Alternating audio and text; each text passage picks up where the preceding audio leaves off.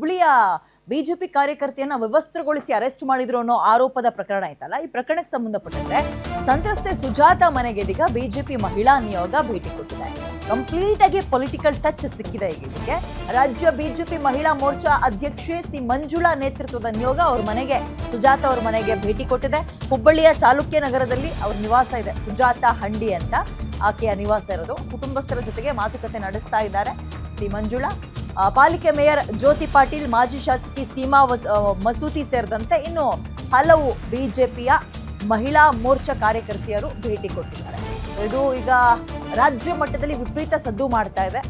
ಹುಬ್ಳಿಯಲ್ಲಿ ಈ ಸುವರ್ಣ ಕಲ್ಲಕುಂಟ್ಲ ನೆನ್ನೆ ಡಿಬೇಟ್ ಅಲ್ಲಿ ಅವರು ಮಾತುಕತೆ ಆಡ್ತಾ ಇದ್ರು. ಅವ್ರ ಮೇಲೆ 9 ಕೇಸ್ಗಳಿದಾವೆ ಮೇಡಮ್, ಅವ್ರು ಹಂಗೆ ಮೇಡಮ್ ಹಿಂಗೆ ಮೇಡಮ್, ಪೊಲೀಸರು ಸರಿಯಾದ ಕೆಲಸ ಮಾಡಿದ್ದಾರೆ, ಅವರೇ ಸರಿಯಾಗಿ ರೆಸ್ಪಾಂಡ್ ಮಾಡಿಲ್ಲ ಅಂತೆಲ್ಲ ಆರೋಪವನ್ನ ಮಾಡ್ತಾ ಇದ್ರು. ಸೊ ಈಗ ಕಾಂಗ್ರೆಸ್ ವರ್ಸಸ್ ಬಿಜೆಪಿ ಅನ್ನೋದು ಮೇಲ್ನೋಟಕ್ಕೆ ಸ್ಪಷ್ಟವಾಗಿ ಗೊತ್ತಾಗ್ತಾ ಇದೆ ಈಗ. ಬಟ್ ಇಂತಹ ವಿಚಾರಗಳಲ್ಲಿ ಅದು ಬಿಜೆಪಿ ಆದ್ರೂ ಆಗ್ಲಿ ಕಾಂಗ್ರೆಸ್ ಆದ್ರೂ ಆಗ್ಲಿ ಇದರಲ್ಲಿ ಎನ್ಕ್ಯಾಶ್ ಮಾಡ್ಕೊಳಕ್ ಏನಿದೆ?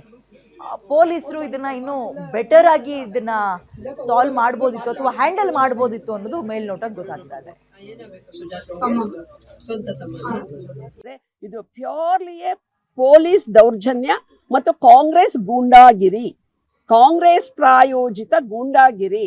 ಯಾರು ಹಟ್ಟಿ ಅನ್ನುವಂತಹ CPI ಒಬ್ಬ ರೌಡಿ, ಒಬ್ಬ ಪುಡಾರಿ ಮಾಡಬಹುದಾದ ಎಲ್ಲ ದೌರ್ಜನ್ಯಗಳನ್ನು ಪೊಲೀಸ್ ಬ್ಯಾಡ್ಜ್ ಅನ್ನ ಹಾಕೊಂಡು, ಪೊಲೀಸ್ ಯೂನಿಫಾರ್ಮ್ ಅನ್ನ ಹಾಕೊಂಡು ಮಾಡಿರುವಂತ ಈ ದೌರ್ಜನ್ಯಕ್ಕೆ ಆ ಮನುಷ್ಯನಿಗೆ ಕೇವಲ ಸಸ್ಪೆಂಡ್ ಅಲ್ಲ, ವಜಾ ಆಗ್ಬೇಕು ಅನ್ನುವಂಥ ಒತ್ತಾಯವನ್ನ ನಾನು ಮಾಡ್ತಾ ಇದ್ದೇನೆ.